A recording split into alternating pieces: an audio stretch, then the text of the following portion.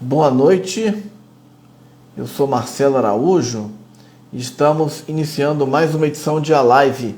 Aqui sempre entrevistas interessantes com pessoas das mais diversas áreas.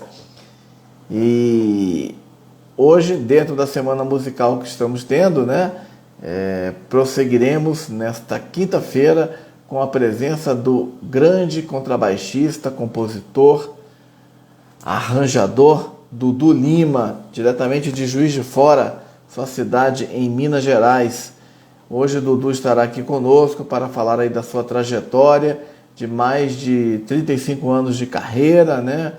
Desses 35 anos, 20 anos são de carreira solo, né? Como com o seu Dudu Lima Trio, né? O projeto Dudu Lima Trio. Boa noite para todo mundo que está chegando. Ou também simplesmente o seu projeto solo, né, propriamente dito, Dudu Lima Trio, Dudu Lima, e também suas parcerias com grandes nomes da música popular brasileira, né? Ele que já gravou e já tocou com nomes como Milton Nascimento, com quem registrou o disco Tamariá, dedicado ao projeto Tamar, né, que protege as tartarugas marinhas brasileiras, né, um belíssimo disco. O Dudu já gravou mais de 10 discos, né? Principalmente CDs, mas também tem vinil, tem disco aí nas plataformas digitais, tem DVD, tem muito material aí para os fãs da sua música, que é maravilhosa, uma música brasileira de qualidade, instrumental, em alguns momentos cantada também, né? Que passeia pelo jazz, passeia pelas referências da música do Brasil. E dentro de alguns instantes, então, teremos o nosso convidado aqui. Esta live deveria ter acontecido há uma semana, mas devido às chuvas fortes que ocorriam em Minas Gerais, né, particularmente, em várias partes do Brasil, mas onde o Dudu mora, em Juiz de Fora, em Minas Gerais, tivemos que adiar em uma semana devido a questões de conexão da internet. Mas hoje já está tudo certo aqui, só aguardando o nosso convidado, né, para começarmos esta live que vai falar sobre a sua trajetória na música brasileira, uma trajetória que vem desde 1986, ou seja, são mais de 35 anos de música. Dudu, que é instrumentista, né, contrabaixista, compõe, também faz arranjos, tem discos belíssimos aí, eu recomendo, eles estão disponíveis nas plataformas digitais para quem quiser ouvir, para quem conhece o seu trabalho e quer continuar ouvindo, e para quem também quer conhecer mais e tal, e, enfim, é o trabalho desse grande artista Dudu Lima, que já gravou, já tocou com nomes na envergadura de Milton Nascimento, né, que a propósito é seu fã, né, fã declarado, grande fã. João Bosco é outro admirador do trabalho de Dudu Lima, né, já tocou com Hermeto Pascoal, recentemente tem até no perfil dele do Instagram, né, um som, ele gravando, tocando aí com Carlos Malta e com Robertinho Silva, também dois nomes aí célebres, dois grandes nomes da música popular brasileira, da música instrumental brasileira, o saxofonista Carlos Malta, que também tocou com Hermeto, né? E Robertinho Silva, que também tocou com Milton Nascimento, tocaram já com muitas pessoas, João Donato, enfim, dois grandes músicos. Boa noite, Márcia, boa noite, Marlos, boa noite, Graça, boa noite, Laura. Só aguardando aí o nosso convidado, eu acredito que ele esteja já chegando para fazermos esta live. Enfim, que terá entrevista com ele, começando já, dentro de alguns instantes. Falei há pouco com o Dudu e ele havia já confirmado que estava a postos. Então, realmente, só aguardando um pouquinho aí para ele chegar e começarmos esta conversa. Conversa que vai falar hoje sobre música nesta semana. Este mês aí temos tido muitas lives, né? Se eu não me engano, esta live de hoje já é a live de número 153 deste projeto que se chama A Live, né? Dudu Lima é simplesmente um fenômeno da música, verdade, Márcia? Grande artista, um grande mesmo, grande instrumentista, compositor, belíssimos trabalhos, belíssimos discos, né? Já levou seu som aí pelos palcos do Brasil e do mundo. Mas como eu falava, este projeto que se chama A Live tem mais de 150 edições.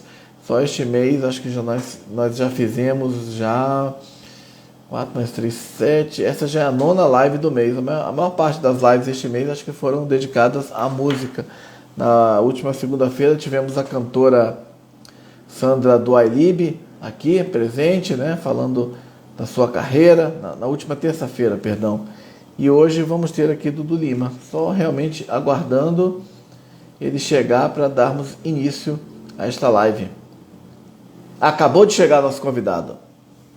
Dudu, você só precisa enviar então uma solicitação aqui para mim, que aí eu vou aceitar e a gente divide a tela. Você precisa apenas me enviar uma solicitação. Grande Dudu Lima, seja muito bem-vindo.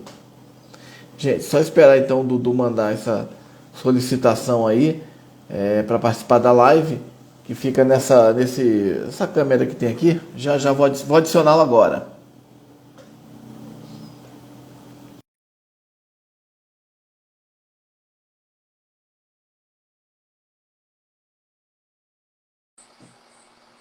Oi, Dudu. Fala, meu querido, tudo beleza? Tudo ótimo, tudo ótimo.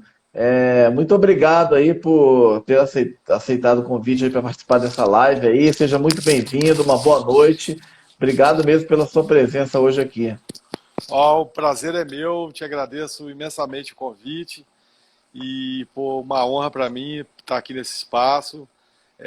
E parabéns aí pelo seu trabalho de lives aí, tanta informação, trazendo música, cultura de uma forma geral, informação e nesse momento, né, isso aí é um bálsamo, né, não só nesse momento, né, todos os momentos, né. Uhum. Talvez agora ficou tão evidente, né, ficou mais evidente, né. Mas brigadão pelo teu convite aí. Queria aqui pedir desculpa. Semana passada eu tive um problema com a chuva, que seria a nossa live, né? Rapaz, o meu deu uma chuva aqui, um raio. Quarta-feira o modem queimou, a nossa live era na quinta e só na sexta-feira eu consegui normalizar a minha internet.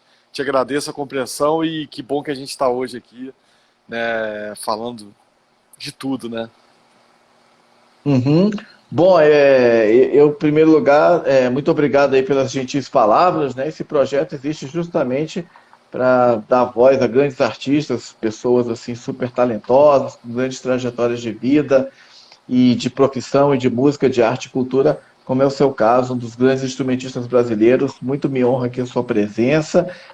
Quanto a esta live que não aconteceu, eu estava até explicando, né? Não precisa jamais, de maneira alguma, se desculpar, porque isso foi um motivo alheio à sua vontade, né? A gente viu como as chuvas estão castigando aí o país em vários locais, né? Primeiro na Bahia, depois em Minas Gerais, né? Cenas trágicas, né? Como aquela, não dá para, claro que é sempre muito pesaroso saber sobre as mortes, né? Muitas mortes, mas também é muito triste, né? Vidas que vão embora jamais voltam, mas aquelas imagens também de destruição do patrimônio, aqueles casarões em Ouro Preto, muito triste, né?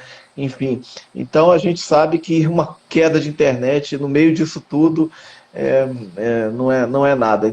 E muito obrigado aí, você, em primeiro lugar, também, por ter aceitado fazer novamente. Muito obrigado, jamais. Enfim, se teve qualquer culpa por isso, motivo alheio, com certeza você gostaria de ter feito, mas que bom que você está aqui hoje. E Pois hoje é. você tá a conexão foi consertada. Maravilhoso ter você aqui hoje. Muito obrigado, Dudu. Mais uma vez, obrigado, honradíssimo aí com a sua presença. E todas as pessoas que estão chegando, sejam bem-vindas aí. Valeu, Dudu. Pô, obrigado, quero dar boa noite aí para a turma toda também, né? Um abração para a Marcinha, para o Douglas, para a Larissa, a Lê, a Flavinha, todo mundo que está aí, né? Obrigado sempre a essa turma aí que está sempre com a gente aí nas lives. Tá certo, daqui a pouco vai chegando mais gente aí. Podemos ir começando. Eu queria só saber, assim, aproveitando então, como é que está a questão das chuvas, né? Juiz de Fora também foi castigado aí pela enchente aí, como a gente não via há algum tempo, né? Como é que tá agora? Deu uma amenizada? Amenizou bastante, cara. Agora tá até assim, alguns dias sem chover. Mas até semana passada, realmente foi assim impressionante, né? Muita chuva mesmo. Mas felizmente acho que agora equilibrou novamente aí. Uhum. Que bom, que bom.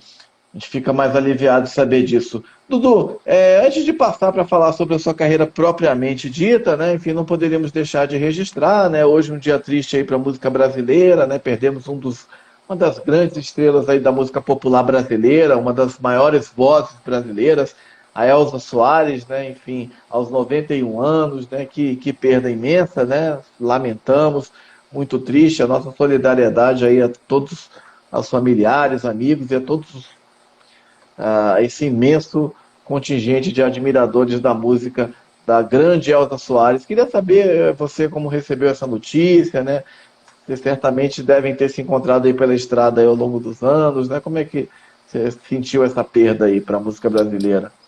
Olha, é uma perda, né, imensa, né, uma mulher emblemática, uma artista muito completa, né, transitava assim, transitou durante a carreira em vários personagens, né, e hoje também eu não sabia, fiquei sabendo hoje que ela fazia parte da Academia Brasileira de Cultura, né, foi em dezembro, dezembro passado, que ela entrou para essa Academia Brasileira de Cultura e merecidamente, né? Uma mulher que realizou a arte na plenitude e também foi a voz contra a opressão, né? A opressão em forma de preconceito, em forma de, de todo tipo de preconceito, né? Em forma de sentimentos pouco nobres, né? Que às vezes o ser humano consegue é, exercer em relação ao outro, né? Então ela foi a voz, uma voz gritando, além da grande artista, usou a arte para isso e usou a sua personalidade artística para sempre se manifestar em defesa né, dos oprimidos, desde da primeira aparição lá no programa do Ari Barroso, com aquela fala emblemática, né? E é sempre assim, né? Então é com muito pesar, né? Quando a gente perde uma estrela desse nível, ela deixa de brilhar aqui, passa a brilhar na constelação da eternidade, o que é de certa forma, um consolo, né? Saber que ela está eternizada, né? E saber que a espiritualidade dela sempre vai estar aí desse lado tão brilhante, né, que ela conseguiu exercitar como artista e como pessoa, né, sem qualquer exagero. E apesar de nunca ter tocado com ela, hoje eu vi a manifestação de vários amigos que tiveram. Eu era apenas um fã distante, né, dela, mas vários amigos aí que eu vi hoje, depoimentos aqui no Instagram, que grandes músicos que tocaram com ela, sempre uma voz de admiração muito grande, assim, depoimentos tão legais de como devia ser bom tocar com ela. Eu consegui extrair nesses depoimentos, né? O Tamara Sieri, grande pianista, contou até um caso interessante ali no depoimento dele aqui, dizendo que durante um show em Salvador, na década de 90, ele tocando com ela, né, pianista, diretor musical, foi uma época em que ela rodou, sempre rodou, né, mas também ele fala de uma turnê na Europa, nesse momento, e ele diz que tinha um fã que queria dar uma joia para ela, né, e aí ela brincava com ele, toda vez, falava, aí maestro, eu perdi aquela joia por sua causa. O fã achou que ele fosse o marido dela, e não deu a joia para ela, porque achou. Aí eu achei super interessante. Isso revelava o senso de humor também, né? Que todo mundo, da personalidade forte, sempre, muitas vezes acompanha um senso de humor assim muito agudo, né? Que a pessoa já percebe a vibração daquela história sempre com uma visão muito própria. Então me parece assim, que eu extraio desses depoimentos, né, o Jimmy Santa Cruz, grande baixista, que eu vi também postando fotos com ela, tocou com ela há muitos anos, o Mamão, Ivan Conte Mamão, meu irmãozaço, também tocou com ela há muito tempo, vi uma declaração muito bonita dele aqui. E é isso aí, me solidarizo, né, pelo luto nacional da nossa cultura e com os familiares também, as pessoas próximas, que estão sentindo isso aí de uma forma muito mais intensa que a gente, né, que além dessa perda da personalidade envolve o emocional, que também nos atinge enquanto fãs e irmãos, né, na grande galáxia, né? Então, mas eu tenho certeza que ela sempre vai brilhar por aqui, está brilhando aí nesse cosmos espiritual, né? Com certeza. Com certeza, com certeza. Dudu, eu queria saber quando que começou a sua relação com a música. Olha, minha relação, ela começou muito novo, assim, a música me chamou a atenção nas rodas de violão familiares, né? Eu via um primo meu que até mora em Brasília, o grande Elinho, tocava um violão, toca um violão super bonito, e ele era o violonista, assim, o maestro das rodas de música da família na roça mineira, né?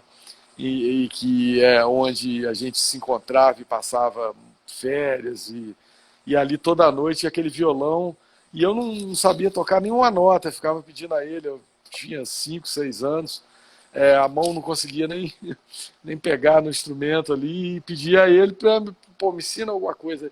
Aí eu lembro que ele me ensinou umas notinhas do tema de Lara, né, daquele filme Doutor Zhivago, e aí 4 notinhas, assim, eu que eu conseguia no máximo tocar, mas eu tinha grande admiração por ele e pela música, né, e uma casa muito musical, minha mãe ouvia muita música e minha mãe tocava acordeon, amadoristicamente, né, mas com muito entusiasmo e tocava bonito. Depois nós chegamos a fazer um som juntos, né? Mas aí aquilo me chamava a atenção, ia nos lugares. Aí, rapaz, eu comecei assim, eu lembro que eu fui num show que aquele instrumento contrabaixo, aí eu devia ter uns 10 anos, assim, eu vi um cara tocando uma banda, assim, falei, cara, que som é esse, né? Ali foi arrebatador. E quando eu tinha 11 anos, numas férias, eu tinha uma família emprestada de coração pelo lado do meu pai, que tinham 2 primos emprestados, né, de coração, aí, músicos que eram filho do grande Ed Wilson, da Jovem Guarda, né, grande compositor brasileiro. Tive o prazer de conviver e conhecer o Edinho, uma figura humana maravilhosa, e os filhos dele, o Alessandro e o Adriano. Tinha a Bruna também, mas a Bruna não mexia com música. O Alessandro e o Adriano tocavam, aí aquela convivência nossa ali, eu falei, pô, que instrumento faz esse som aí? Aí, pô, esse é o baixo. Aí era perto do Natal, né? Eu estava de férias com meu pai e pedi, pô, quero ganhar um contrabaixo. Aí fomos no antigo Rio Sul, tinha tonante, eu falei, pô, vou comprar aqui o mais simples que tem, porque para ver se você gosta mesmo, né? Assim, e também era o acessível, né? Porque, ó, esse aqui que não vai comprar um instrumento caríssimo, assim, querendo começar, né? Aí um abração aí pro Vitor. Um abração, Vitor. Só interrompendo aqui, desculpa. Grande Vitor, já esteve aqui nessa live também. Pois eu vi, acompanhei. Pô, grande Vitão, peça finíssima. Gente então, boa. Demais. Assim começou, cara. Nesse Natal, fui lá, ganhei meu tonante preto, que toquei muito tempo com ele, e me apaixonei pela música, né? Ali comecei a tocar e eles me ensinaram as primeiras notas ali, não sabia absolutamente nada, né? Nem só gostava daquele som, né? E foi um envolvimento que dura aí mais de 35 anos, né? Depois, quase 40 anos depois, eu tô logo depois, com 14, 15 anos, comecei a tocar profissionalmente.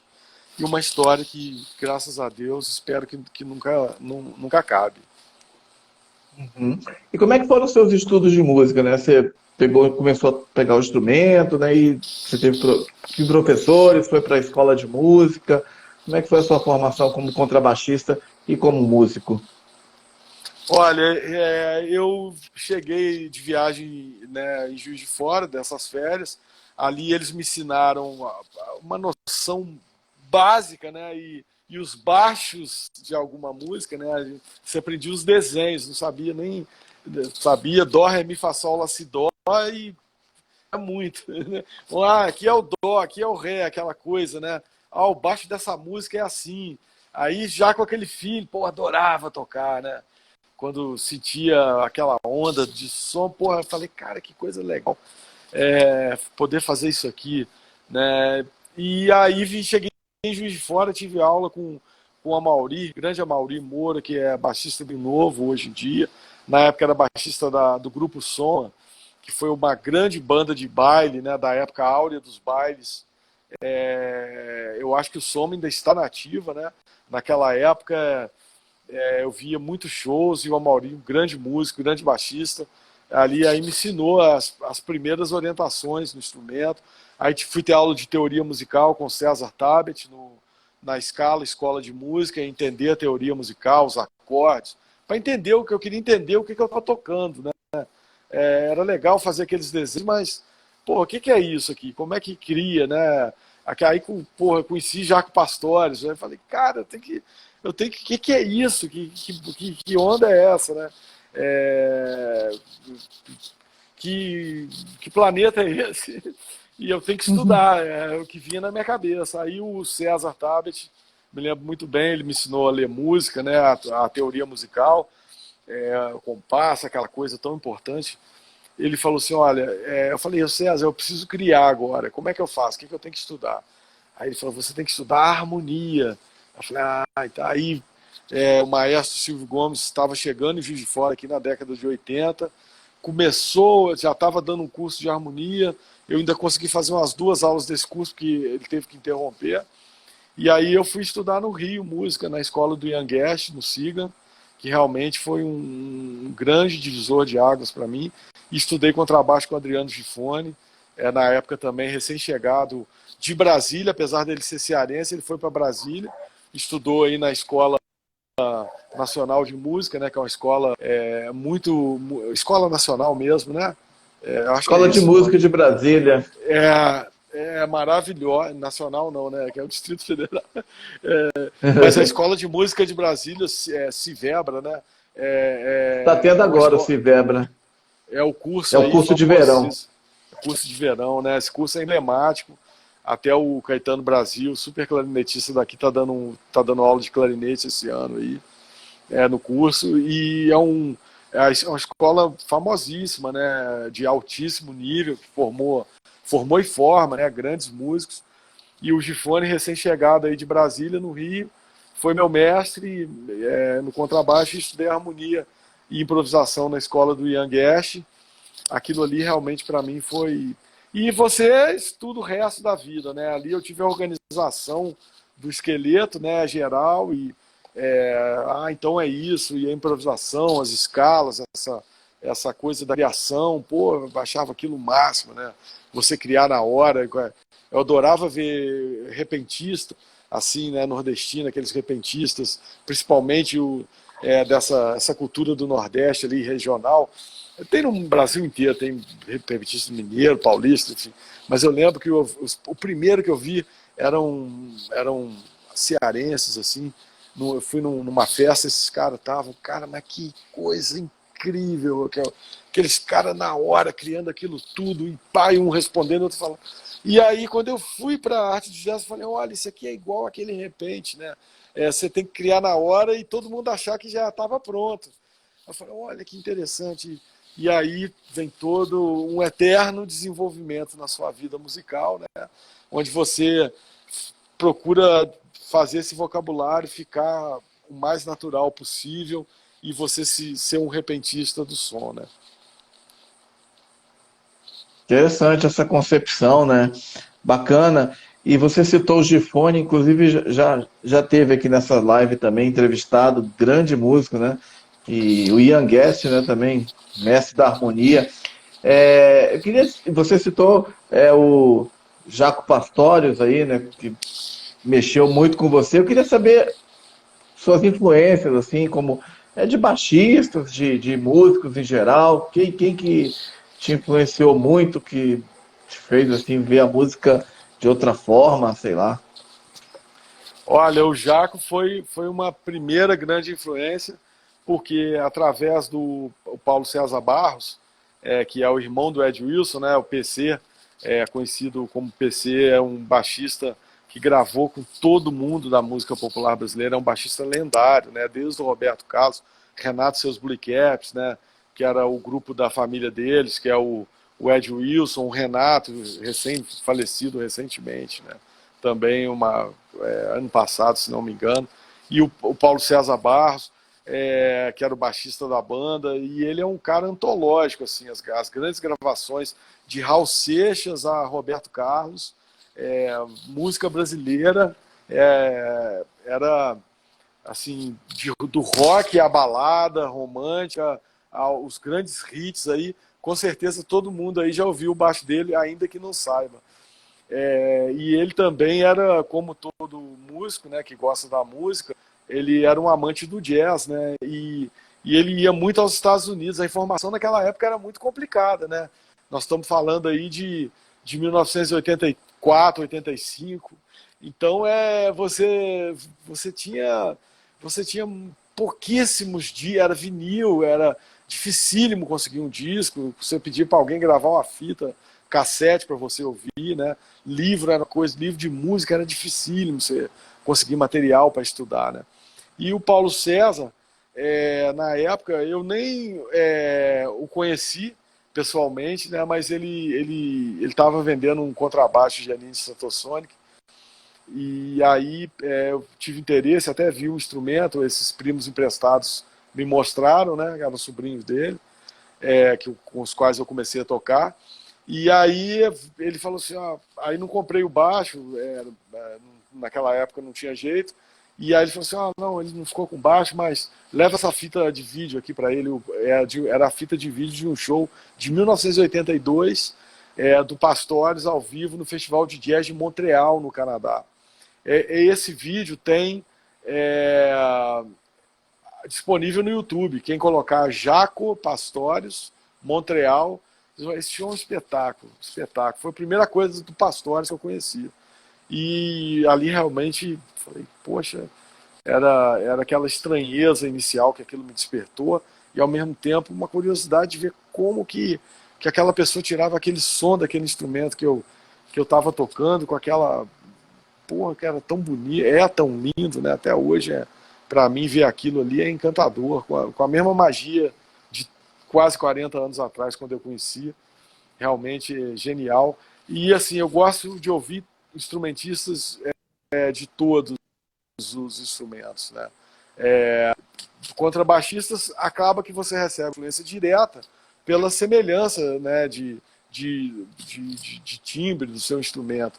Mas como músico, eu gosto de ouvir violonistas, saxofonistas, pianistas, violonistas. Ouço muito Aldi Meola, John McLaughlin, ouço muito Dori Caymmi, grande violonista brasileiro, Baden Powell.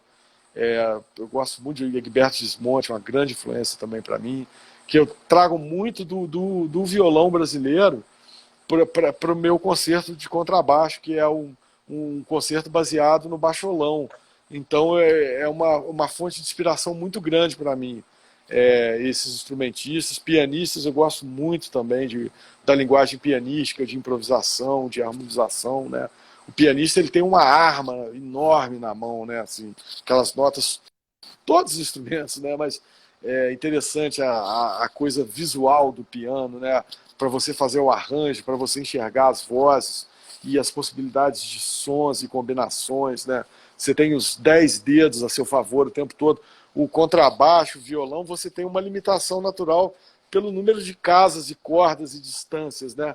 No piano, plasticamente, no instrumento, você faz isso acontecer de formas técnicas que você vai estudando, vai aprendendo.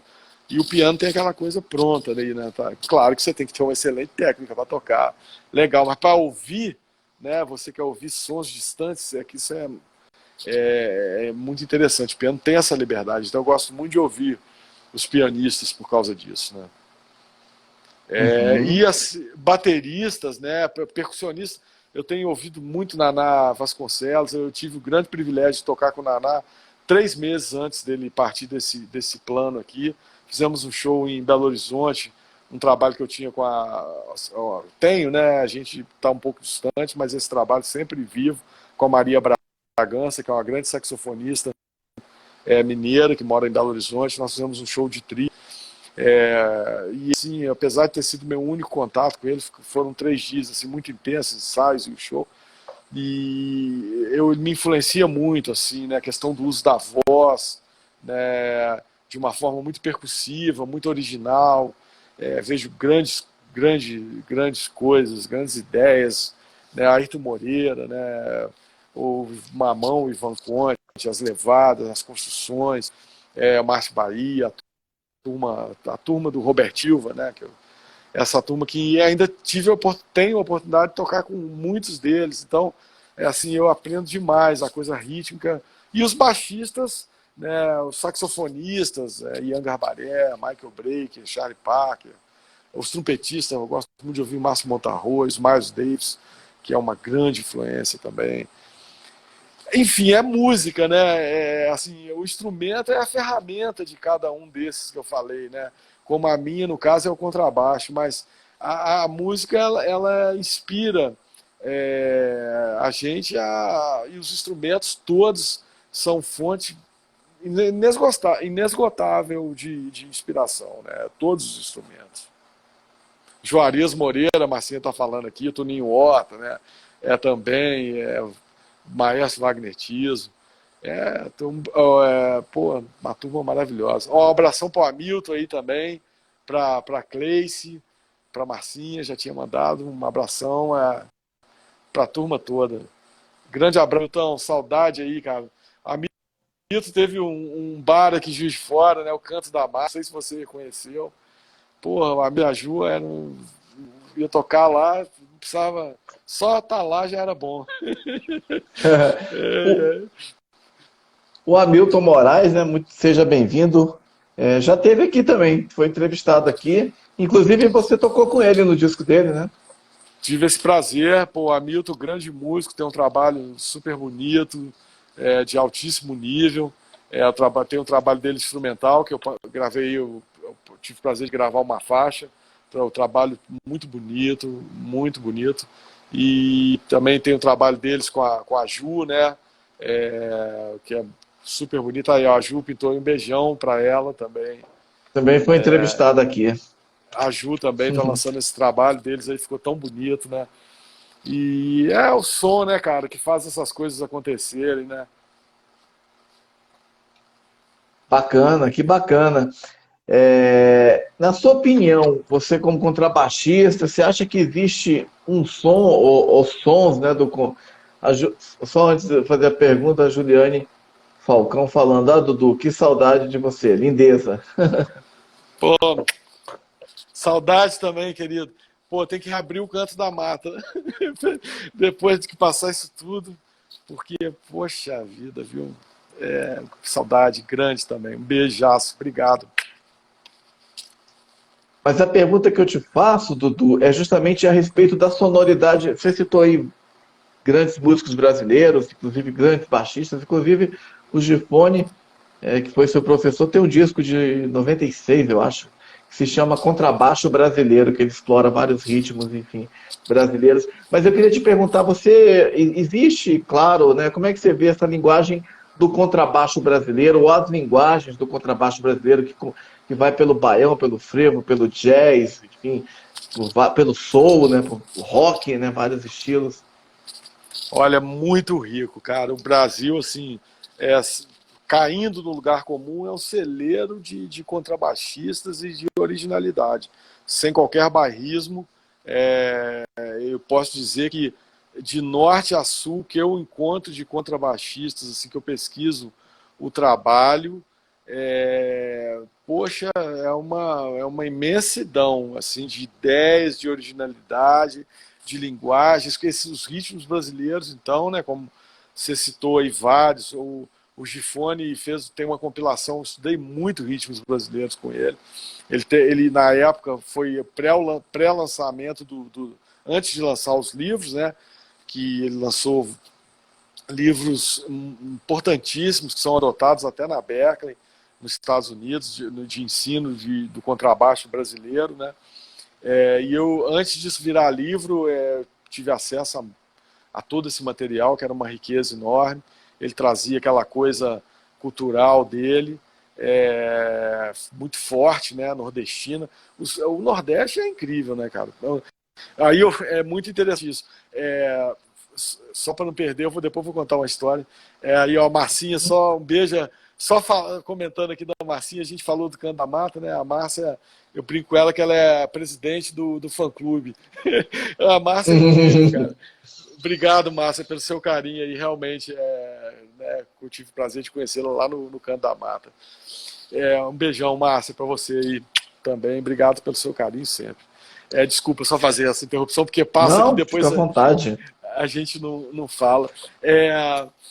Então, os baixistas brasileiros, né, eu estou falando dos ritmos nordestinos, o Gifone trouxe uma compilação, isso tudo escrito, extremamente organizado. Eu recomendo para quem, não só para contrabaixistas, pesquisar aí o contrabaixo, os livros de contrabaixo dele. É uma compilação assim, da música brasileira na essência. Aí um beijão para a Lígia Alcantarino, minha querida produtora. Beijão, Liginha. Beijo. E aí o que acontece? Eu fui tocar no Festival de Jazz lá em Pernambuco, no Festival de Garanhuns, do Grande Papaléu. Aí, cara, fui convidado de uma banda de lá, eram só músicos pernambucanos, e a gente conheceu assim, tipo, 2 horas antes do show. Eles me mandaram as partituras antes. Era um show assim, não era nem de música brasileira na essência. Tinha algumas músicas brasileiras, mas era um naipe de metais de lá, tocamos mais temas de jazz. Aí depois do show a gente foi jantar, foi super legal o show, fomos bater um papo e tal. Aí ele tava falando das variações de frevo, a quantidade, um livro de frevo que o guitarrista, o Wallace, tinha um trabalho, porra, nos 40 e tantos tipos de frevo. Você imagina isso dentro de um estilo? Olha quantas subdivisões disso. Um faz taca taca taca, o outro faz taca taca taca taca taca, o outro faz tum taca tum taca taca taca tum. Olha a riqueza disso, né? É enorme. São variações. Você vai dentro do maracatu, você tem 40 tipos de maracatu. O samba, tinha um trabalho de um baterista carioca, que eu toquei muitas vezes com ele, que é tinha o Rossi Arbudes e o Guilherme Gonçalves, era professor da Unirio ou da UFRJ, se não me engano. Eles catalogaram as batidas das escolas de samba do Rio de Janeiro, as levadas, só a levada de caixa. Cara, 2 livros assim, dessa grossura. Meu Deus. Então, e coisa que as pessoas tocam intuitivamente, né? Criativamente, criam aquilo ali e vão fazendo 10, 20, 30, 40 variações. E quando você vai sistematizar isso aí para os baixistas também, você vai lá no Amazonas, você vai lá no Ceará, você vai no Sul, já é uma outra cultura, já também grandes instrumentistas já influenciados ali pela coisa da Guarânia, né? Aquela música, tem a música argentina ali, já é o 6x8, já é uma outra onda que tem a coisa das acessos do maracatu quanto do frevo. Vai você ver os baixistas de cada uma dessas regiões influenciados por aquilo. Então as levadas, a originalidade, aí cada hora você vê uma coisa mais interessante que a outra. E isso é muito bacana de ver. E como no meu caso, assim, que tenho a minha música, ela foi pro lado sempre da música brasileira, com essa influência mineira natural né, daqui, da formação musical, de ouvir, influenciado pelo Clube da Esquina, muito, mas sempre também influenciado pela coisa nordestina, sempre desde dessa época, quando eu fui estudar com o Gifone, aí meus 15, 16 anos, quando eu comecei a estudar com ele, também isso me interessava muito, adorava tocar baião, porque a música instrumental que eu aprendi é a música instrumental brasileira, né? É a música instrumental do Beco das Garrafas, o samba jazz, aquelas levadas daqueles batera sensacionais, né? Que pouco boom e pô, Edson Machado, né? Mamão, Robertinho, todos eles, o Batuque, porra, é tanta coisa. Então isso tudo eu fui observando essas pessoas que a música me deu a oportunidade de tocar e trouxe pro meu repertório, e até hoje descubro baixistas brasileiros aí de norte a sul, volta e meia pinta um que eu não conhecia, com um trabalho maravilhoso, né? Porque infelizmente o nosso tempo de vida para conhecer e estudar, a nossa existência é muito limitada, né? Para tudo que a gente tem que aprender. Eu tenho uma briga com as horas terrível, cara. Aí quando eu vejo está amanhecendo, porra, mãe, amanheceu, eu sempre estou devendo, devendo para aquilo que eu acho que eu preciso me dedicar sempre, né? Para poder subir mais um degrauzinho humildemente a cada dia nessa arte infinita, né? Essa escada infinita, e conhecendo essa linguagem do contrabaixo brasileiro. Arismar do Espírito Santo, você vê quantos baixistas, Paulo Russo, falecido Paulo Russo, né? Nico Assunção, né? Arthur Maia, Luizão Maia.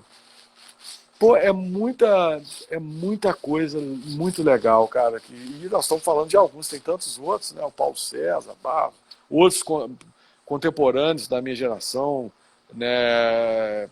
Grandes contrabaixistas, Thiago do Espírito Santo, Pipoquinha da geração mais nova, Michael Pipoquinha também fazendo um trabalho maravilhoso. E você vai ver em cada lugar,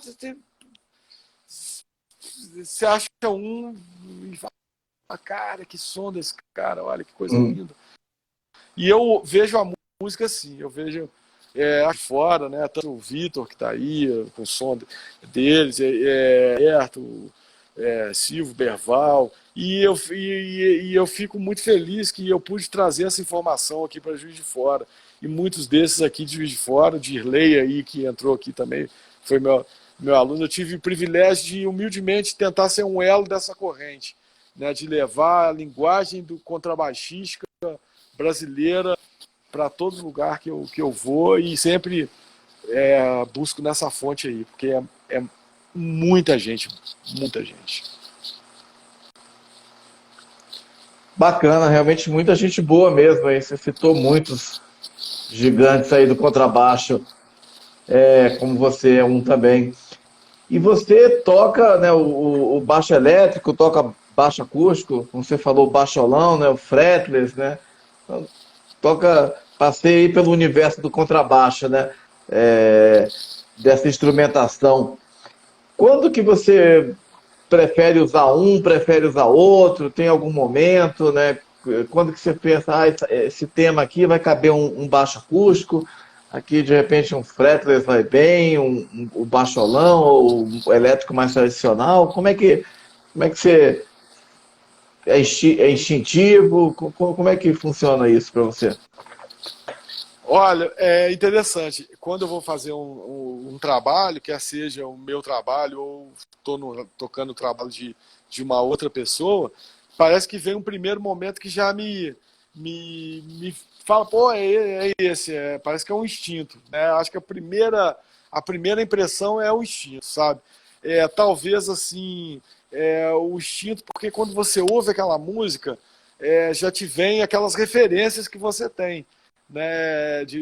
Às vezes, esse instinto leva a melhor escolha, mas algumas vezes, na maioria das vezes, o instinto eu acho que determina. Algumas vezes você toca, às vezes tenta com o outro assim, e às vezes vê que também o outro daria e tal, mas eu procuro assim muito pelo instinto. Nesse trabalho do contrabaixo solo, é interessante. Parece que a música, ela já, quando eu escolho uma para o repertório, assim, parece que ela já chama o baixo dela, sabe? Eu falo, pô, isso aqui vai ficar legal nisso. Às vezes, pode ser que você escolha tocar em outro, fique melhor do que aquele primeiro que você achou que fosse a versão definitiva, né? Pode acontecer. Mas eu acho que a gente tem que estar aberto, né? Você tem que ali como... mas ao mesmo tempo você ter a segurança de escolher um caminho. Porque nas situações profissionais, né, tem horas que você precisa de decidir, né? E assim, claro que você não vai deixar de pensar para ser rápido na decisão, né? A decisão ela tem que ser o mais, digamos, a mais útil possível, né, para aquela música, né? Mais acertada possível, né? Aquele timbre, pô, fala, cara, que bom, tu escolhi isso aqui, aí você ouve depois, fala aqui. Mas eu acho que o instinto nessa hora, e aí vem a coisa do músico ter uma grande... um estudo de observação. Eu gosto muito de fazer estudo de observação. Ouvir, né? Ouvir muitos outros tocando. E falando também, claro. Mas tocando, né? Eu lembro que o Big Charles, que foi um guru aqui de todos os músicos de jazz de Juiz de Fora, era um baterista que também deixou muita saudade. O Big falava muito com a gente, assim, velho, o disco é o livro do disco. Eu falei, porra, seja, ouça bastante, porque aí você desenvolve um senso estético e o seu HD registra nas estantes as mais variadas estéticas. Então, quando você está numa situação profissional e pinta, não é que você vai comparar, tem que comparar sempre para concluir. Não é isso, mas você cria um instinto inteligente. Você não fica só... o seu instinto ele é norteado por experiências adquiridas, de ver caminhos que outros escolheram e que deram certo. Aí você fala, olha, quer dizer, por que eu tenho que inventar a roda de novo? O cara já usa a roda aí, eu vou fabricar... Não, olha aqui, olha que levada, olha que som, né? Então aí você é baseado na experiência do outro, né? E claro, e você desenvolve o seu gosto, até para ver uma experiência que não te agrade tanto.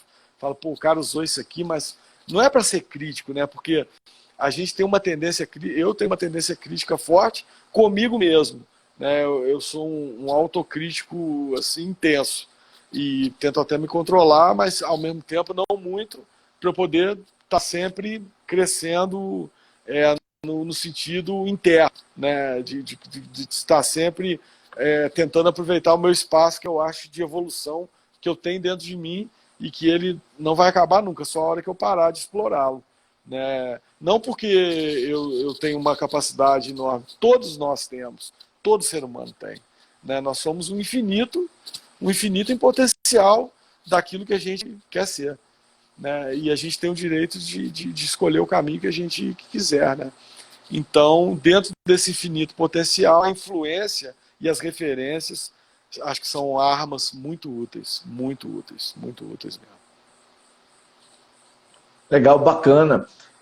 E você falou que quando você começou a tocar, né, depois que você começou, você não parou mais, né? E, enfim, como é que foi sua entrada aí no mundo dos palcos, das gravações, né? Como é que você foi chegando aí nesse universo de estar no mundo aí tocando pelo Brasil afora e outros países, né? Como é que essa carreira sua foi crescendo com o passar do tempo, né? À medida que você foi também avançando no seu aprendizado do instrumento? Olha, é uma mágica, né? É só que, fazendo parênteses, mandando um abração aqui, ó, pra Ruth. Um beijão, Ruth, um beijão pro Dudu Viana também. Tocamos e continuamos a tocar, né? Dudu foi do trio muitas vezes e é sempre convidado do meu trabalho. Grande pianista, compositor, arranjador. Valentim também, Luzimar, um abração aí, Drica, um abração aí pra turma. Bom, dentro dessa coisa da carreira, né, conforme eu estava falando, é uma mágica, cara.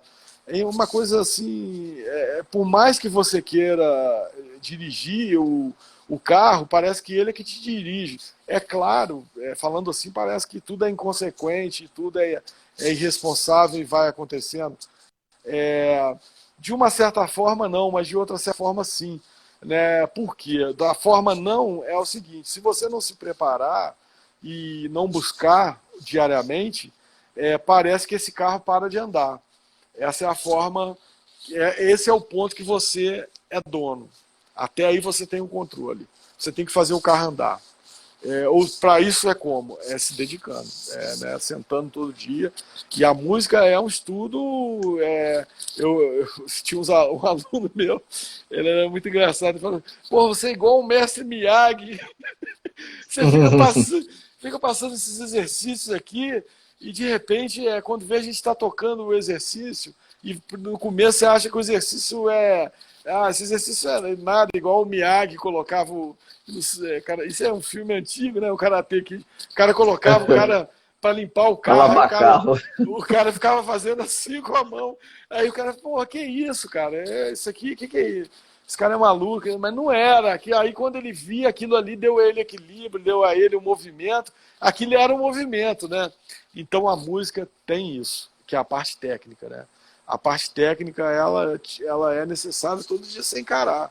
E tem dias, assim, que você, como é que se diz, está mais entregue a essa rotina. Tem dia que a rotina te incomoda um pouco, mas você tem que fazer, não importa. Aí você tem que ignorar né, o psicológico, às vezes, superar e se esforçar. É igual o atleta, né, para deixar bem claro o que seria. Né, o velocista, ele não vai chegar lá só no dia da competição correr 100 metros rasos em menos de 10 segundos. Né? Ele fez 4 anos, o ciclo olímpico, ele fez alongamento todo dia, ele entrou na hidroginástica, na terapia de gelo, enfim, né, 500 mil coisas novas que existem aí. Então ele se preparou para naquele momento que fizer pá, ele vai correr aquilo em 9 segundos. A música é isso também. Né? Não que a gente tem que tocar rápido em 9, não é isso.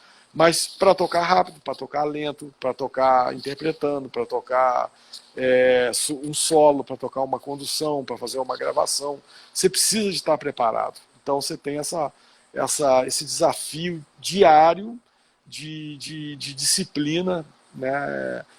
Quase mongística.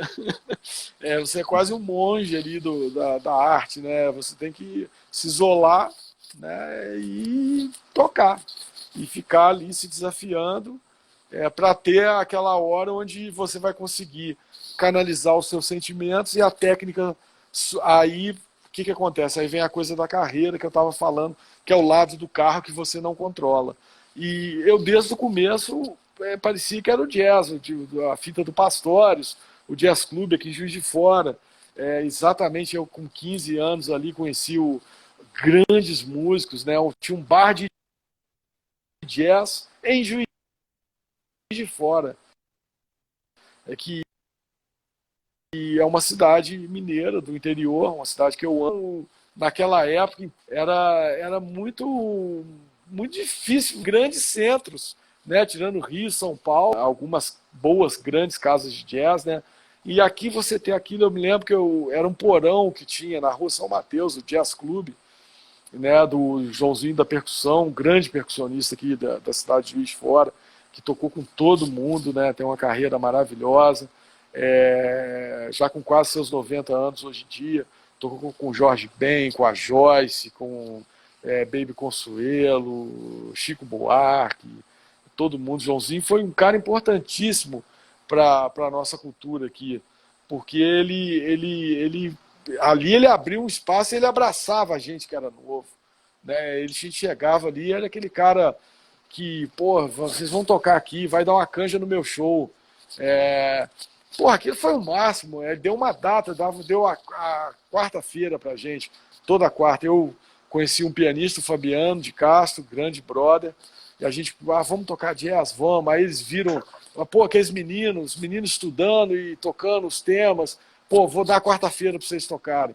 Aí o Fofinho Forever, grande batera daqui, foi um grande mestre para mim, adotou a gente ali ensinando, pondo a gente para ouvir, levando. Tinha disco, pô, Weather Report, Miles Davis, grande som, Filarmônica, me apresentou Azimuth, Hermeto Pascoal. Aí ouve aqui, chamava todo mundo de Forever, né? Por isso que o apelido dele era Forever. E aí, ouve isso aqui, Forever. Pô, olha aqui, olha o solo, cara. Olha só, olha o desenho que o Chimbal tá fazendo. Então eu fiquei rodeado dessas pessoas por uma mágica, porque você imagina, né? Assim, quando você olha de trás para frente, parece que é até mentira a história, porque você não, você fala, cara, olha como é bacana a vida, que as peças vão se conectando e você vai encontrando as pessoas que são tão importantes na sua existência ali para te orientarem, para te encaminhar. E essa que eu te falei, que é a parte que você não escolhe. Essas pessoas pintaram aqui, nessa cidade, e eu ia tocando com um, tocando com outro, aprendendo uma coisa e sonhando, porra, não, eu quero viver fazendo isso. Pô, é o jazz para mim. Aí o Gifone, estudando com ele, ele me colocou na década, ali no começo da década de 90, no 1990 eu fiz a primeira substituição para ele no meio profissional do Rio. Ele tocava e pintou exatamente um trabalho instrumental com o Roberto Rosenberg, que era um guitarrista recém-chegado da Berkeley. Pô, e era super responsabilidade. Eu ali com meus 17 anos, eterno estudante, né? Mas ali indo tocar com aqueles caras que eu admirava, que eu sonhava em tocar um dia, o Bidinho, grande trompetista, Chiquinho Brazão, baterista, que foi da Black Rio, Fernando Moraes, pianista, pô, aquela turma, Roberto Rosenberg, que era o líder do trabalho. E ali eu comecei a entrar nesse meio da música instrumental. Trabalhei com cantores, toquei em estúdio com vários, mas sempre o jazz foi o meu fio condutor ali principal. E em 93, 94 eu comecei o Dudu Lima Trio.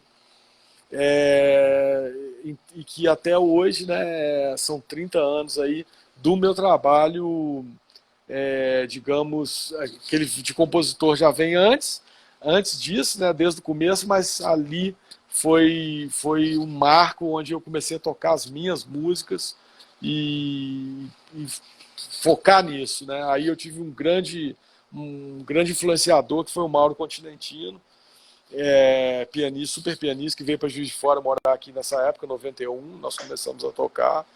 E ele, filosofia musical, né? Falou, ó, bicho, eu passei uma tarde com o Bill Evans em Belo Horizonte, quando ele veio tocar aqui, ele falou comigo, ó, quanto mais você toca, melhor você toca. E você tem que tocar a música que você acredita. Aquilo ali, para mim, virou uma lei, né? Assim, e eu quis entrar naquele caminho e quis ir nele, sabe? Aquele caminho me pareceu tão coerente assim, e com toda aquela ingenuidade, né, primeira, que eu procuro sempre revisitar a cada momento da carreira para sempre você lembrar por que você é músico, né? Por que eu sou músico? Né? Por quê? Porque esse caminho me encantou e ali eu tive uma visão daquilo que eu queria ser, vendo aquelas pessoas, né? Aqueles caras que o que eles gostavam era uma coisa que não existia, que você sentia, né? Olha só, eu vivo do invisível. O que eu faço ninguém vê, só ouve, sente, né? Então é mágico demais, né? Então eu vou aí nessa casa sempre para. E aí minha carreira foi para esse lado e me levou com o trabalho da música instrumental, criativo, jazz, há tantos anos, me dando tantas alegrias e me fazendo conhecer pessoas incríveis, maravilhosas, ídolos, por vezes, outros que eu não sabia que existiam, e descubro pessoas maravilhosas por aí. E através do som, né? E com todos os desafios que uma carreira traz também, né? Que é sempre você ter que ficar focado, sempre você ter que trabalhar você mesmo incessantemente, com vitórias e decepções às vezes, né? Mas que te fazem crescer, saber que tudo que acontece é importante para você, se aperfeiçoar, né? Crescer como ser humano, crescer como profissional. E a minha carreira ela foi aí andando por uma estrada que que eu sou muito feliz que tenha sido por ela, assim, sabe? E parece que é um nexo desde o começo que me levou para isso, uma forma simplesmente por achar essa estrada bonita, assim, né? De querer ir nela, né? Eu só ver aqui, eu acho que alguém fez uma pergunta aqui, deixa eu ver. Você, a Cleice perguntou se você não teve medo de que não desse certo. Ah, com certeza, né? Quem fala que não teve, tá com medo de Hum. falar. É, eu acho que o medo, ele faz parte da existência, né?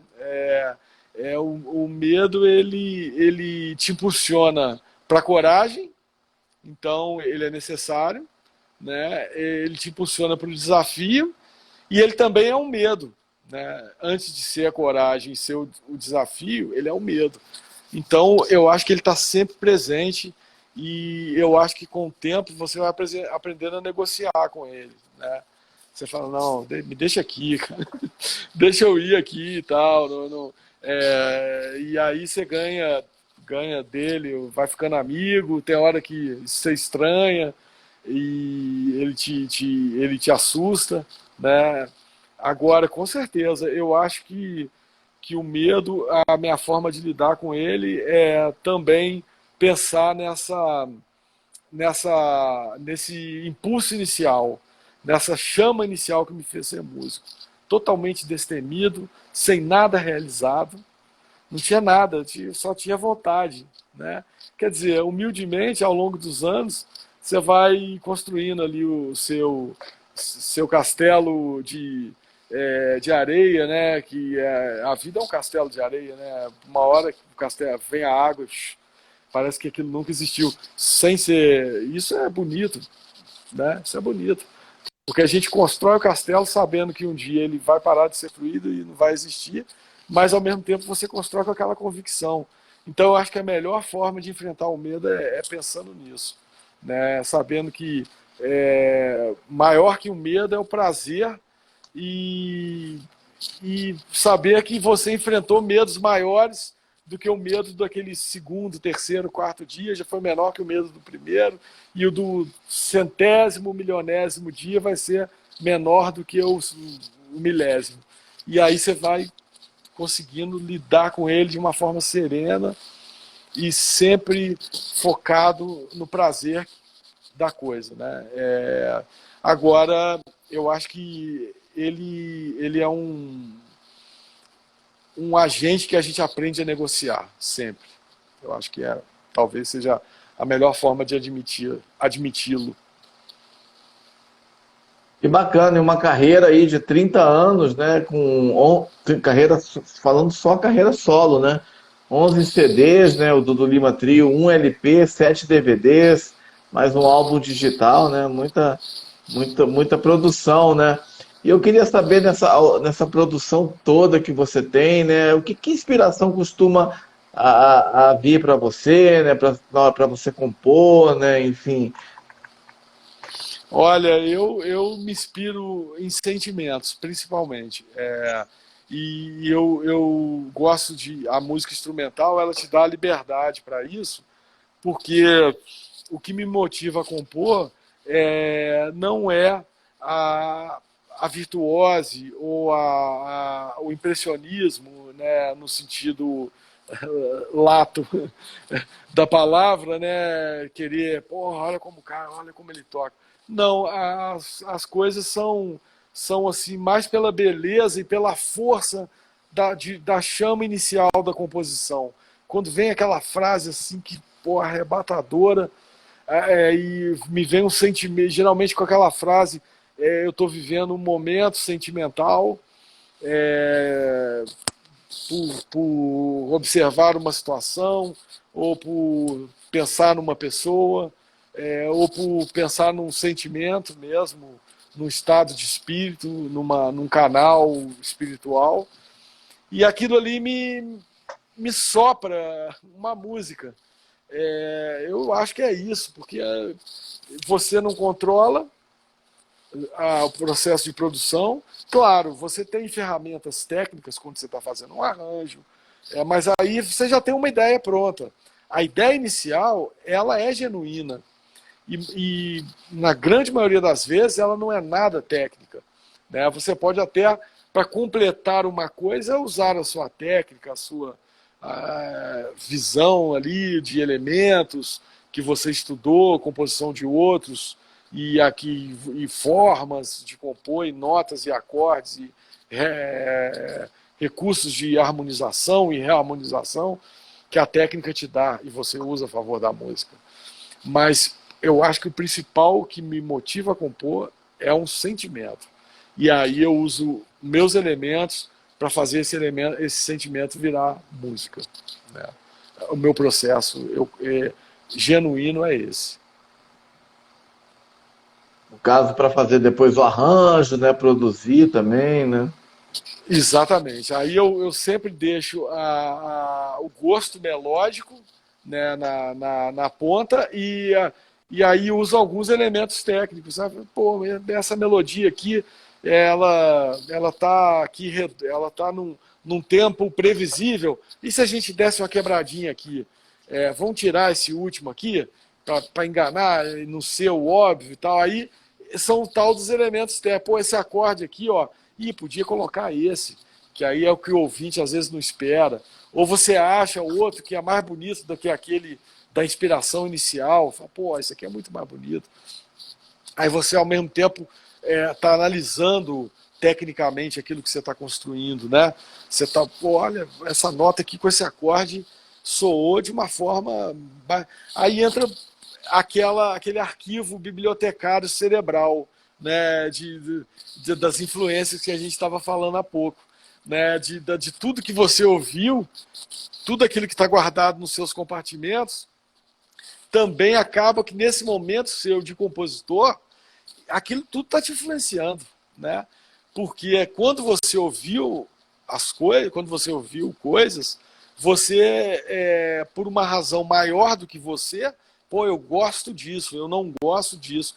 Por quê? Tem um impulso em cada ser humano que faz todos sermos diferentes, né? E isso é o bonito, né, da existência, que você não vai encontrar ninguém que seja absolutamente igual em tudo a você, né? Você pode ter semelhanças de visões, de sentimentos, de gosto, mas igual a você não é.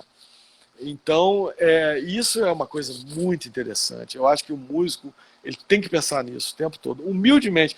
Isso, o Mauro Continentino, que falava muito comigo, falava cara, olha só, pensa no Cid Moreira, né? O Cid Moreira com aquele vozeirão, né? Ele falou assim, pô, você conhece o outro Cid Moreira? Eu falei assim, não. Ele falou assim, então, você pensa assim, o Cid Moreira foi o melhor Cid Moreira que ele pôde ser. Então, assim, ou seja o melhor ser que você pode ser, né? E aí tem o nosso querido amigo que a Marcinha até citou aqui, o Juarez Moreira, que é um grande violonista mineiro, que eu também recomendo a todos a procurar. Já foi meu convidado em várias situações. O Juarez Moreira, ele brinca, fala, Dudu, eu sou o maior Juarez Moreira do mundo. E é isso, assim, que humildemente, sem qualquer como é que se diz, pretensão, né? Você tem que, a sua luta é com você diariamente, né? De você tentar melhorar e tentar construir a sua personalidade dentro disso. Então, todos esses elementos musicais que você usa para compor, que você usa no arranjo, que você usa na produção, eles são frutos dessa construção, né? São frutos dessa construção. Bacana. A Cleice perguntou agora se como é a criação com trios. Vocês criam juntos ou separados? Olha, eu só estou carregando aqui, só para ter correria no movimento. Você tem dois momentos, né, no grupo. Você tem um momento da composição, né, eu componho uma ideia sozinho, por exemplo, criei uma música inteira. Aí criei essa música e veio um momento da gente tocar em grupo. Nesse momento de tocar em grupo, já tem elementos do arranjo que eu já bolei. Então, eu coloco aqueles elementos, aqui a gente vai começar assim, vai ter uma virada de bateria, por exemplo, e aqui a gente entra nessa linha. A virada que o cara vai fazer é dele. Ele vai criar o que ele... Então, essa é a liberdade, né? A levada que ele vai fazer dentro daquilo é dele. Então, a criação, a música como corpo, ideia, ela vem pronta. Ó, isso aqui vai ser uma levada, uma salsa mineira. Isso aqui vai ser uma balada. A ideia é essa. Mas aí a pessoa vai colocar dela o quê? A forma de interpretar aquilo ali que você pensou. Eventualmente, alguém pode trazer uma ideia e modificar aquilo que você fez. Isso também acontece, né? Por quê? Porque eu acho que o trabalho mais confortável é aquele que todas as pessoas são livres para se expressar, né? Então, acho que esse é o grande... Esse sempre foi assim que eu me senti fazendo o trabalho de outros músicos. Falei, pô, quando a pessoa te dá liberdade é muito melhor. Agora, para ter a liberdade, você precisa de ter o senso de construção, de pensar no todo, não pensar em fazer a sua parte mais evidente, ou mais bacana, ou mais... Não, vou jogar para esse time fazer o gol. Quem vai ganhar o jogo é o time, não sou eu. Eu vou ganhar também. Se todo mundo marcar gol, a gente ganha de 11-0. Agora, se eu marcar 5 gols, é menos que os 11. Né? Então, vamos todo mundo marcar o gol e todo mundo ser feliz aqui dentro desse espaço. Então, o processo é muito assim. Geralmente eu chego com a composição, com o arranjo, e cada um interpreta aquilo, trazendo o seu melhor, e eventualmente alguém tem uma ideia que foi melhor do que aquela ideia minha inicial. Pô, vamos mudar essa partezinha aqui, você pensou nessa levada aqui, mas vamos fazer, ao invés de fazer o solo aqui de batera, vamos fazer aqui um silêncio, ou vamos fazer um solo de piano aqui, depois a gente volta com esse solo de batera, vem pra cá. Então isso são coisas que quando você toca, aquela coisa ganha vida, você vê e se depara com a melhor forma daquela coisa viver, né? Legal, interessante essa concepção do grupo como um time, né? Enfim, bacana. E eu queria saber um pouco sobre enfim, o seu encontro, né? O encontro do Lima Trio, né? Com Milton Nascimento, né? O Bituca, no CD Tamariar, né? Enfim, que é uma homenagem, né? Uma reverência, né? O projeto Tamar, tão importante para o meio ambiente brasileiro. Isso foi um capítulo maravilhoso dessa história, porque esse encontro ele começa com uma amizade musical, né? Um encontro assim. Eu particularmente sempre fui um grande fã, né, do Milton, né, da obra dele, do grande Milton Nascimento, né, nosso querido Bituca, e de todo o Clube da Esquina. E em 2001, quando eu estava fazendo um show em Búzios com o trio, na época da formação do trio, inclusive era o Dudu Viana, que teve por aqui, era o pianista do trio nessa época, e o Leandro Chi, batera, que está comigo há muitos anos, né, o grande brother e irmãozaço do som, e fizemos esse show lá, e aí chama Pátio Havana, essa casa que era muito musical, cara, muito musical. Lá a gente fazia 3 shows por noite. Você fazia um show, aí dava 45 minutos, as pessoas que estavam podiam ficar para chegar o outro público, ou trocava o público.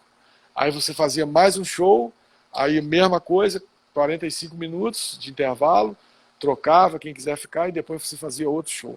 Então assim, você passava um fim de semana lá, você voltava com nota na cabeça, porque era muito som, muita música, e eram 6 shows diferentes cada ida lá. E numa dessas vezes, o Milton estava lá.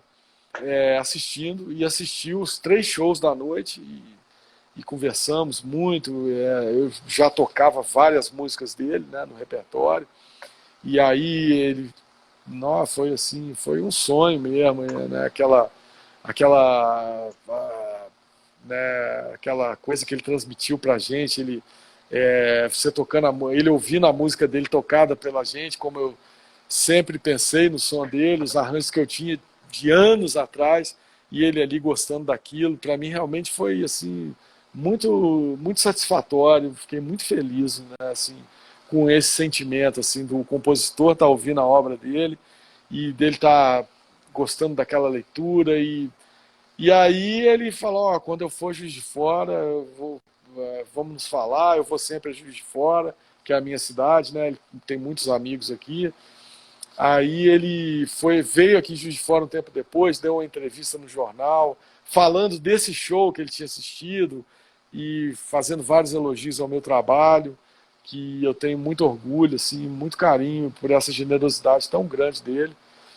E ali começou, eu fiz um CD em 2008, que é o Ouro de Minas, e convidei o Milton para cantar nesse CD.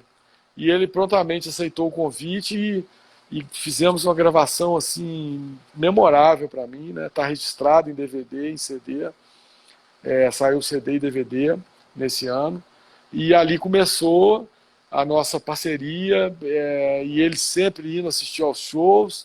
Aí gravei o Ouro de Minas 2, Gran Circo, foi em homenagem a ele e ao grande João Bosco, que também é outro ídolo, que eu tenho uma honra enorme tocar com ele e de dividir o palco com esse grande gênio que é o João Bosco também, 2 gênios, né, o Milton, ele e tantos outros, né, mas falando dos 2, eu fiz essa homenagem.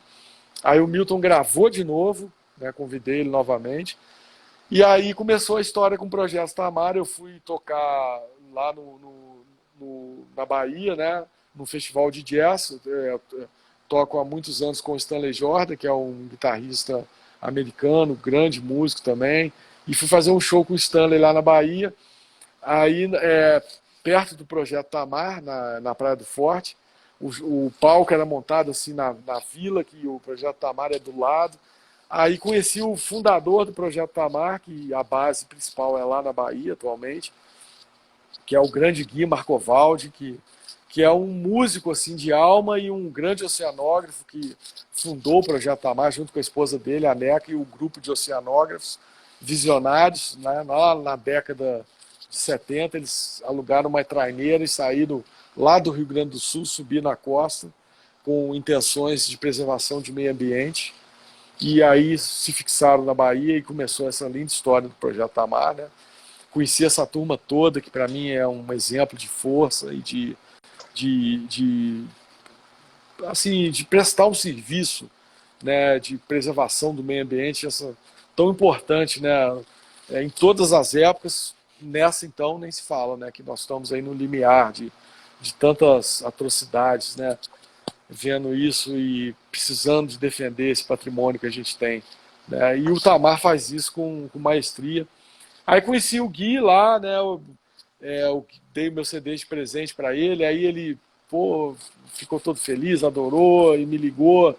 Pô, cara, eu tenho uma música aqui que chama Tamariar, que é a conjugação do verbo tamar, que eu criei, e, pô, eu queria que você fizesse essa música ser sua.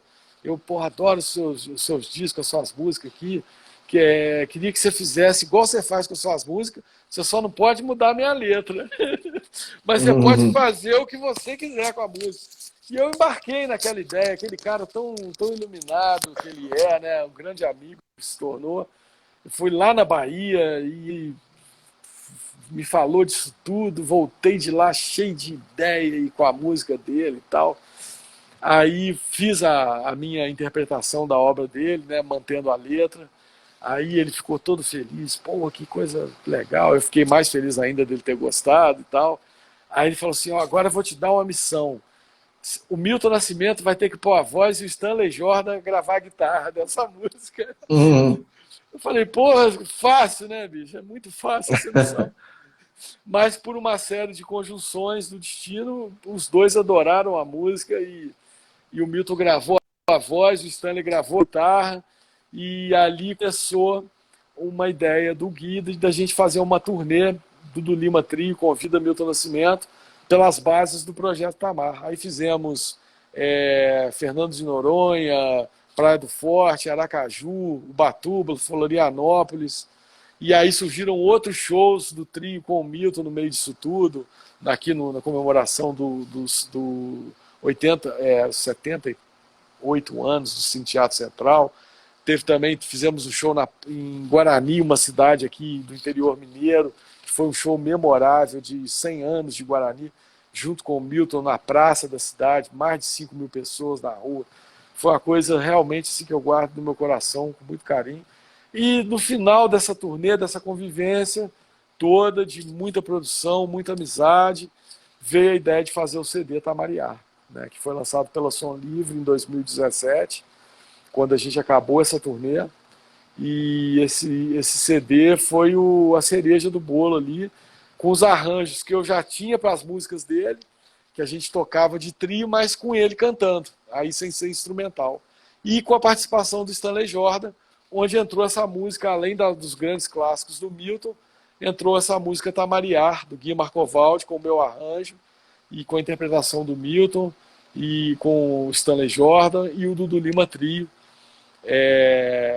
nessa parceria aí que a gente viveu com esse ícone, né, tão generoso com a gente aí. A Juliane e o Hamilton estão falando que estavam lá nesse show aí. Ah, de Guarani? Um desses shows. É o de Guarani, eu lembro deles lá. Pô, não está aparecendo para mim aqui o que as pessoas estão mandando, então vocês me desculpem se alguém escreveu alguma coisa, parou num aqui e não foi mais. Às vezes você puxar com o dedo assim vai, de repente se você fizer, às vezes também dá uma travadinha, vai subindo aí. Ele ficou preguiçoso aqui, os comentários. Mas esse show foi demais, o Hamilton estava lá, eu me lembro deles lá. Bacana. Enfim, a gente percebe que é muito importante para você essa questão o Caetano Brasil falou que foi em Guarani também. Você citou o Caetano aí no começo até da live, né? O Caê tá na área. Um abração pro Caê, meu brotherzaço. O Caê tava lá, tá grande Caê, super músico, e super parceiro aí. Carinho muito especial por ele, um grande pérola aí da nossa arte aí, grande Caê. Mas é muito importante para você essa questão ambiental, não assim, você é ligado nesse tema, né, do meio ambiente, e você inclusive fala desse momento tão trágico aí, né, Amazônia, Pantanal, aquele incidente do óleo no Nordeste, né, enfim. Pô, Tristeza, demais, né? demais, cara, e a gente tem que abrir o olho para isso, porque é falar o óbvio, né, mas tem gente que às vezes não enxerga o óbvio, e é tão importante. Sem isso a gente não vive, né? Simplesmente, né? Então sejamos não espertos, né? Inteligentes, que é a palavra, né? E o Stanley Jordan, vocês se conheceram como? O Stanley, cara, foi muito interessante. Eu estava fazendo um show nessa casa em Búzios, no Pátio Havana, também onde o Pátio Havana foi uma casa muito emblemática na nossa vida musical, além dos fins de semana, durante 14 anos, várias temporadas por ano, assim, ia umas 6 vezes por ano lá no Pátio Havana. Você passava, além de passar aqueles dias tocando, tinha o Carnaval Jazz no começo. A gente começava a tocar sexta-feira antes do Carnaval e até o sábado, depois da quarta-feira de cinzas. Cara, era uma coisa assim, espetacular. Música instrumental brasileira durante o Carnaval inteiro. Porra, que vibração que era, cara. Tudo no Pátio Havana. Aí o Pátio Havana, eu lancei meu CD lá em Búzios em 98, o Regina, meu primeiro CD autoral, meu primeiro CD com, né, músicas minhas. E tinha um produtor, lá tinha um festival de jazz, teve muitos anos esse festival, quase 20 anos. É um festival de jazz que acontecia no Chemichu, que é uma casa também dos mesmos donos do Pátio Havana. E esse festival era em junho e trazia sempre atrações internacionais e nacionais, todas as mais variadas vertentes do jazz. Eles tinham um grande festival em junho lá. E tinha uma temporada de jazz durante o ano todo, aos fins de semana, ano todo fim de semana, que você fosse lá, não só eu, como muitos músicos do Brasil inteiro passaram lá pelo Pátio Havana.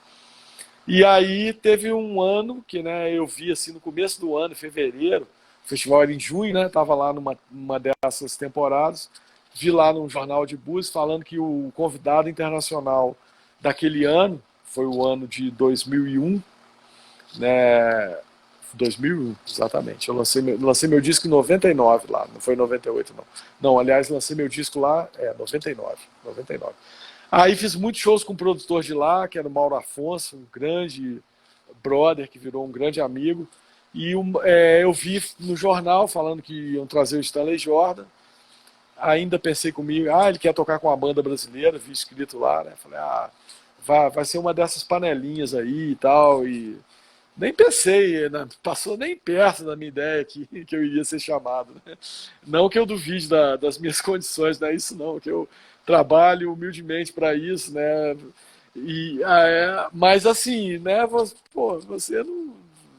O cara era meu ídolo, né? Eu tinha visto ele tocar em Juiz de Fora aqui em 90 e acho que 90 ele teve aqui em 88 e 89 ele teve aqui em Juiz de Fora tocando numa turnê dele no Brasil. Ele teve no Rio, foi para Belo Horizonte e eu vi o Stanley aqui tocar, né? E fiquei impressionado, como todo mundo, é um grande músico, um gênio. Aí, 3 meses antes do show, o Mauro me liga, o Mauro Afonso. Ô, Dudu, falei, e aí, Mauro? Olha, cara, tem uma notícia aí para te dar e tal, mas eu acho que você não pode falar nada com ninguém, não, porque ainda não está decidido. Eu falei, o que é, Mauro? Falei, bicho, vai ter o Stanley Jordan, não sei se você está sabendo, vem no festival lá do Chemichu, do meio do ano e tal, e ele quer tocar com a banda brasileira. E estão encaminhando aí o trabalho de alguns músicos para produção e tal. E eu tomei a liberdade de encaminhar o seu CD, o Regina. E não sei se vocês vão te escolher, cara, mas só para te falar. Eu falei, pô, bicho, só de você pensar em mim aí já é uma honra. O que pintar, né, tá lindo e tomara que aconteça. Aí, rapaz, um mês depois me liga o Mauro. Olha, cara, pode contar para todo mundo aí agora que vai. Falei, não posso falar isso com ninguém, que nego vai falar que eu sou mentiroso. Né? E depois não acontece, né? Você fica naquela. Aí me liga o Mauro, né? Pô, Dudu, vai ser você, cara. E aí o Ivan Conte, o Mamão, vai ser o baterista, o diretor musical e uma pianista, Ana Azevedo. A primeira turnê não foi um quarteto. Falei, pô, que beleza, cara. E aí ali encontramos, fizemos 3 dias de ensaio lá em Búzios, até o show, gravamos um DVD já. O primeiro show era a gravação do DVD. Falei, cara, foi um negócio incrível. E infelizmente esse DVD não saiu, porque esse show foi em junho de 2001 e a gente tinha uma turnê já marcada na América Latina, Argentina, Uruguai, todos os países aqui, Brasil inclusive, e teve aquele atentado das Torres Gêmeas em 2001, e a gravadora era americana, a Top Tape Records, que fez essa gravação, essa produção. Infelizmente esse DVD nunca saiu, cara, nunca saiu esse DVD.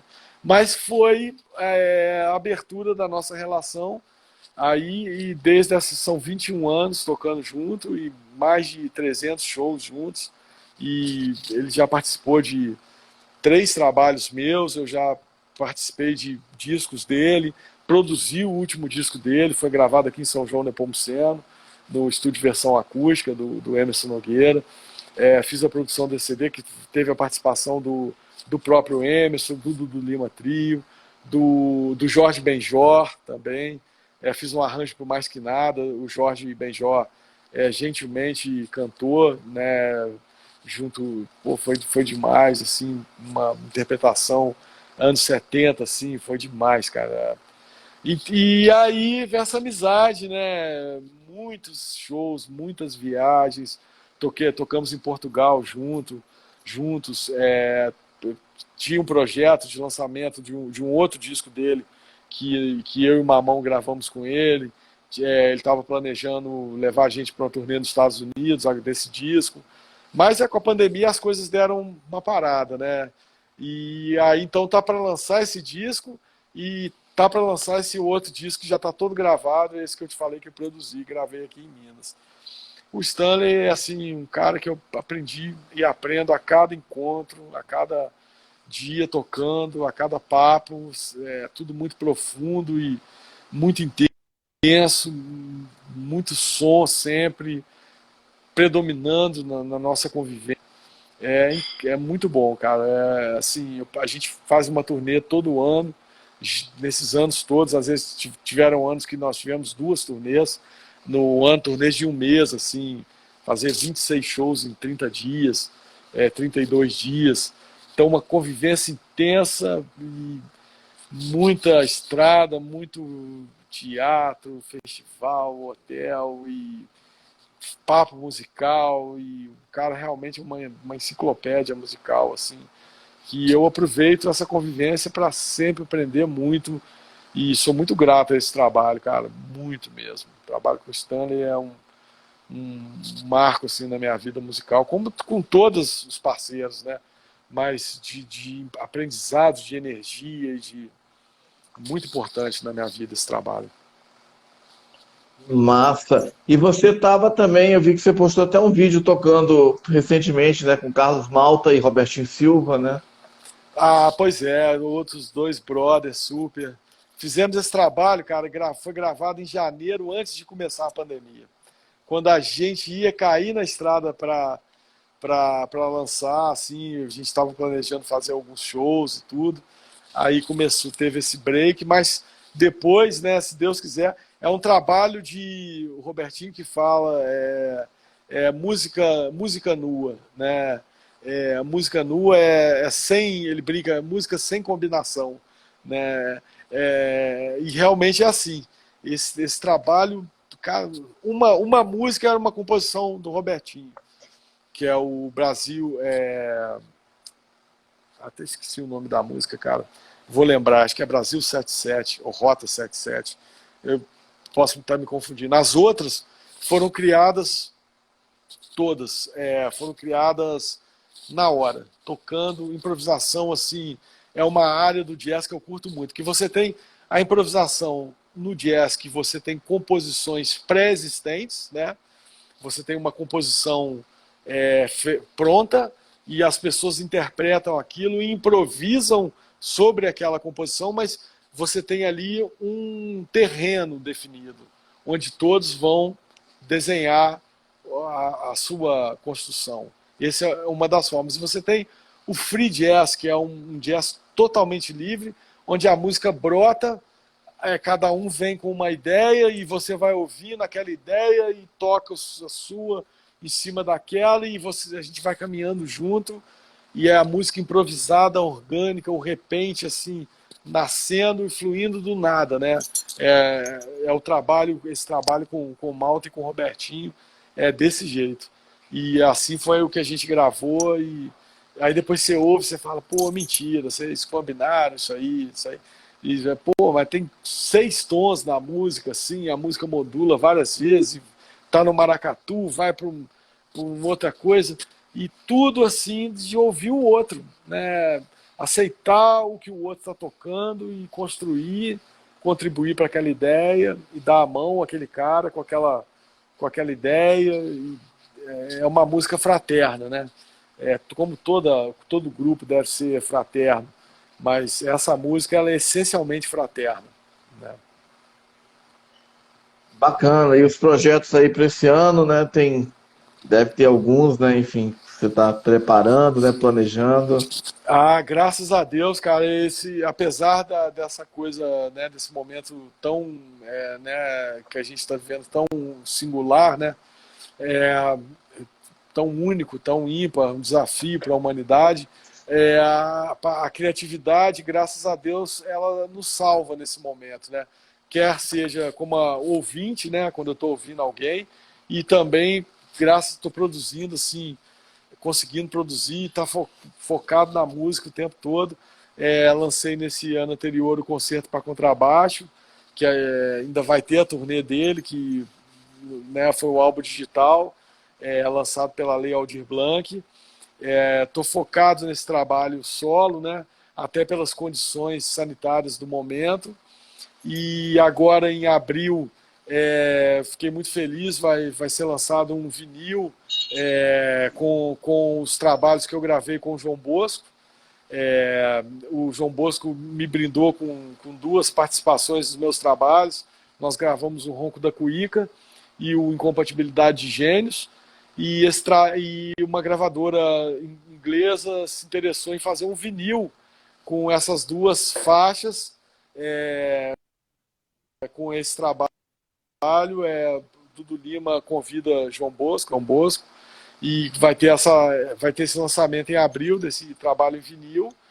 Vai ser lançado por essa gravadora inglesa, com lançamento mundial, nesse formato que eu sou fã. Então, e aí tem também o planejamento do trabalho novo, né, autoral, com várias formações, e também estou planejando, junto com o Caetano Brasil, a gente fazer um trabalho de duo, né, que a gente quer lançar. A gente toca de duo há muito tempo, temos uma afinidade muito grande, e eu fiz esse convite ao Caetano, e a gente também vai começar a planejar isso aí já. Então tem todos esses projetos, e eu começo também a gravar agora, na semana que vem, uma websérie de 34 capítulos, destinada a professores que não são da área de música, que não são músicos, né, mas para formar uma consciência a respeito da música, com informações teóricas e audição. Ele é uma websérie de educação musical e de apreciação musical, onde eu toco em todos os capítulos e falo da construção da música, né? Para a pessoa, mesmo que ela não toque um instrumento, que ela entenda a notação musical, como que é feita uma música, quais os tipos de música, o que está por trás daquilo que você ouve e te emociona, né? O ritmo, a melodia, a harmonia, né? Explicando isso um pouco, para mesmo que a pessoa não toque nenhum instrumento, desperte nela a consciência de como é isso, né? E claro que é destinado vai ser divulgado o local de inscrição, são inscrições gratuitas. É um projeto patrocinado pela Arcelor Mittal, através da Lei de Incentivo à Cultura do Estado de Minas Gerais. Vai ao ar em março, né, de março até outubro, novembro. Uma aula semanal, uma websérie, apreciação musical, estilos e elementos da música, onde, além de falar sobre essa parte acadêmica, né, teórica, principalmente eu vou tocar e tentar trazer, né, as pessoas para esse mundo da música, né, como essa coisa, igual eu falei, a inspiração de um sentimento. Aí você vai mostrar aquela música, ó, esse sentimento aqui é baseado nessa pessoa, então olha essa melodia aqui, tenta descrever isso aqui, esse sentimento aqui. Então você mostrar o que a poesia da inspiração, quando ela se transforma em som, o que ela vira, né? Então isso é uma coisa que todos nós, independente de tocar um instrumento ou não, podemos entender. Então essa websérie ela foi concebida com essa filosofia, de que a música é acessível para todos, você toque um instrumento ou não, né? Você ouvindo, você está tocando, né? E você está estimulando o sentimento. Então, o que está por trás disso, né? Como um compositor pensa, o que tem ali dentro de elemento, né? E então essa websérie também vai ser divulgada aí nas redes sociais, no Instagram, no Facebook e tal, e ela vai ser transmitida, vai ter as inscrições, as inscrições abrem agora no mês de fevereiro, A gente tem um período de inscrições que são gratuitas e a websérie começa a ser transmitida em março. Esse também é um projeto que eu estou extremamente envolvido, onde ele vai trazer os dois lados que eu gosto muito dentro da música, né? Que é o lado de tocar, né? E o lado de falar sobre esse universo, né? Que tanto inspira a gente, né? Que leva ao som. Nossa, fantástico. Estamos aguardando aí essa websérie e também todos os projetos que você está anunciando aí, mais projetos maravilhosos aí da sua carreira. Dudu Lima, eu queria te agradecer imensamente por você ter participado desta live hoje. É fantástico aí ficar aqui ouvindo você falando aí da sua carreira, do seu aprendizado, das suas influências, né? Da sua música maravilhosa, né? Que é fantástica, né? Muito bom ouvir sua música. É incrível, mas é muito bom também ouvir você falando, trazendo um pouco dessa sua história, dessa sua grande bagagem musical e cultural. Foi realmente show. Uma aula, né? A gente tem a websérie vindo, mas isso aqui para mim já foi uma aula de música e de vida. Obrigado demais por você ter estado aqui hoje compartilhando tanta coisa bacana aqui pra gente. Obrigado de coração. Eu que te agradeço, Marcelo, um prazerzaço. Mais uma vez, parabéns pelo seu trabalho. Obrigado. Muito importante isso que você faz, trazendo, né, a música, os processos criativos. E, pô, uma honra para mim estar aqui. E espero nos encontrar, que nos encontremos novamente aí na websérie, em outras lives. E é isso aí, cara. Pô, muito obrigado aí. E pessoalmente, se Deus quiser, né? Quando os shows puderem aí, quando a gente puder voltar, subir no palco, os shows puderem acontecer de forma segura para todos, né? E se Deus quiser, vamos nos encontrar aí. Com certeza. Muito obrigado aí também pelos comentários aí, pelas palavras tão gentis. Fantástico ter você aqui hoje e vamos sim, continuamos ligados aí no seu trabalho, acompanhando aí. Espero que em breve esse vírus aí dê uma trégua para a gente voltar a alguma normalidade e poder ver feras como você ao vivo, quebrando tudo aí nos palcos. Obrigado mesmo de coração. Queria agradecer também a todas as pessoas que participaram aí, entraram aí ao longo dessa live, que já está com mais de 100 minutos de duração, mas a gente nem vê o tempo passando com esse craque aí da música falando pra gente. Que maravilha. Obrigado, Marcelo, pela generosidade aí, querido. Obrigado mesmo. Você. Beleza, então, Dudu, parabéns aí, sucesso para todos os seus projetos, que venha um ano maravilhoso aí para você e para todos nós. Um grande abraço aí e a gente se vê. Valeu! Abração. Abraço, tchau.